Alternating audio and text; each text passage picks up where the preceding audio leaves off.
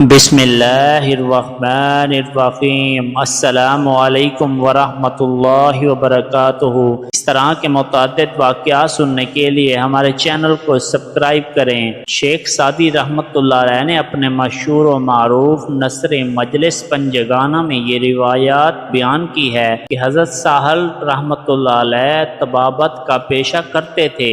جب انہوں نے فقر اختیار کیا تو ایک عرصہ تک ریاضات و مجاہدات میں مشغول رہے، یہاں تک ان کو کثرت سے روئے خالے ہونے لگا، اور ایک دو مرتبہ کسی معاملے میں یہ خیال گزرا وہ مرتبہ ولایت پر فیض ہو گئے۔ ان کا یہ خیال آہستہ آہستہ تکبر کی حد تک پہنچ گیا۔ اللہ تعالیٰ کو اپنے خاص بندوں کا گمراہ ہونا پسند نہیں، چنانچہ حضرت ساحل رحمت اللہ علیہ دل سے یہ خیال دور کرنے کے لیے ان کو الہام ہوا کہ تم خراسان جاؤ، وہاں کے ایک رئیس کی بیٹی جنون میں مبتلا ہے، اس کا علاج کرو۔ حضرت ساحل رحمت اللہ علیہ نے یہ الہام ہوتے ہی خراسان کے لیے پل پکڑے۔ خراسان پہنچ کر انہوں نے لوگوں سے اس رئیس کا پتہ دریافت کیا تو انہوں نے ایک عالیشان محل کی طرف اشارہ کیا۔ آپ محل کی طرف گئے تو دیکھا کہ وسیع و عریض قصر ہے جس کے سامنے ایک باغ میں کچھ آدمی گشت میں مصروف ہیں۔ حضرت ساحل رحمت اللہ علیہ نے ان سے کہا کہ میں طبیب ہوں اور اس رئیس کی دیوانی بیٹی کا علاج کرنا چاہتا ہوں۔ ان میں سے ایک شخص نے غور سے حضرت ساحل رحمت اللہ علیہ کی طرف دیکھا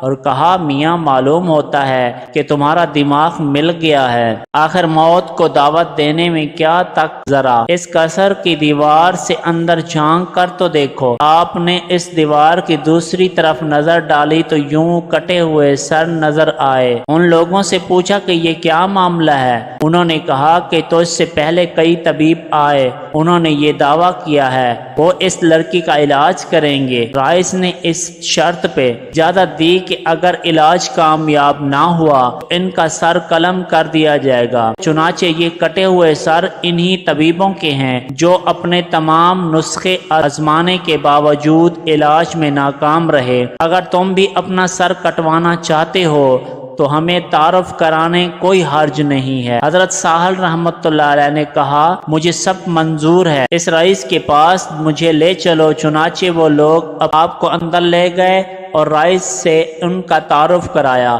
رئیس نے آپ سے کہا یہاں آنے سے تمہاری کیا غرض ہے؟ آپ نے فرمایا میں نے سنا ہے کہ تمہاری ایک لڑکی ہے جو جنون کے عارضہ میں مبتلا ہے، میں اس کے علاج کے لیے آیا ہوں۔ رئیس کہنے لگا میرے محل کی دیوار کے اندر تو نگاہ ڈالو۔ آپ نے فرمایا میں نے سب کچھ دیکھ لیا ہے۔ رئیس یہ جواب سن کر بہت حیران ہوا اور سمجھا کہ یہ کوئی بڑا بلند پایہ طبیب ہے، پہلے طبیبوں کا حشر دیکھ کر بھی علاج پر تلا ہوا ہے۔ چنانچہ اس نے زنانہ خانہ میں پیغام بھیجا شہزادی کو تیار کریں، ایک طبیب اسے دیکھنے آیا ہے۔ تھوڑی دیر کے بعد اندر سے اطلاع آئی کہ لڑکی طبیب سے ملنے کے لیے تیار ہے۔ رئیس آپ کو ساتھ حرم سرا میں داخل ہوا۔ جب لڑکی کے کمرے تک پہنچے تو لڑکی نے کنیز کو آواز دی نقاب لاؤ کہ میں نقاب کر لوں۔ رئیس کو حیرت ہوئی، اس سے پہلے کتنے ہی طبیب آئے لیکن لڑکی نے کسی سے پردہ نہیں کیا۔ طبیب میں معلوم نہیں کیا بات ہے، وہ اپنے خیالات کو ضبط نہ کر سکا تو لڑکی کے سامنے ان کا اظہار کر ہی دیا۔ لڑکی نے جواب دیا وہ مرد نہیں تھے، مرد یہ ہے۔ رئیس لڑکی کا جواب سن کر ٹپٹا گیا اور اس کی سمجھ میں کچھ بھی نہ آیا۔ حضرت ساحل رحمت اللہ علیہ لڑکی کے قریب گئے اور السلام علیکم کہا۔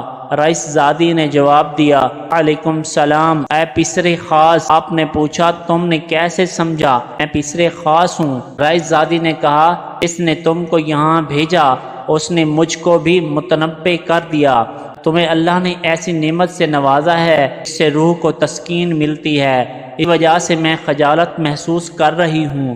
رئیس یہ گفتگو سن کر عالم تحیر میں کھو گیا، ساکت و صامت دیکھنے لگا کہ اب کیا ہوتا ہے۔ حضرت ساحل رحمت اللہ علیہ سمجھ گئے لڑکی کو جنون نہیں بلکہ کوئی اور شے ہے۔ انہوں نے قرآن حکیم کی ایک آیت پڑھی شاید اس میں علاج ہو اور لڑکی کو میسر ہو جائے۔ رئیس زادی نے جوں ہی یہ آیات سنی غش کھا کر گر پڑی۔ تھوڑی دیر بعد جب ہوش میں آئی تو حضرت سہل رحمۃ اللہ علیہ نے اس سے مخاطب ہو کر کہا کہ تجھے سرزمین اسلام میں لے جاؤں۔ رئیس زادی نے پوچھا سرزمین اسلام میں کیا شے ہے؟ تو یہاں نہیں ہے۔ آپ رحمۃ اللہ علیہ نے فرمایا ارض اسلام میں کعبہ معظم ہے۔ رئیس زادی نے کہا میرے سر کے اوپر نگاہ کرو۔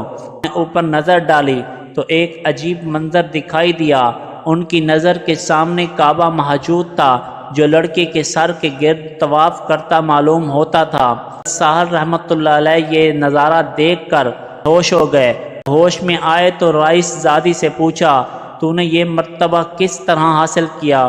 اس نے کہا نادان تمہیں معلوم ہونا چاہیے، شخص اپنے پاؤں کے ساتھ کعبہ جاتا ہے کعبے کا طواف کرتا ہے، اور جو اپنے دل کے ساتھ کعبہ جاتا ہے کعبہ اس کا طواف کرتا ہے۔ اور تجھے یہ بھی جان لینا چاہیے ابھی خدا سے ایک قدم دور ہے۔ اب تمہاری خواہش ہو تو تمہارے لیے اس راز کو فاش کر دیتی ہوں۔ آپ نے فرمایا میری جان تم پر قربان، جلدی کہو۔ جس نے اپنے نفس کو جان لیا اس نے اپنے رب کو جان لیا۔ رئیس زادی کا جواب سن کر حضرت سہل رحمۃ اللہ علیہ کے سارے حجابات دور ہوئے، اور انہیں کہ اس دنیا میں اللہ کے بہت سے ایسے بندے ہیں تو ان سے کہیں بلند مرتبے پر فیض ہیں۔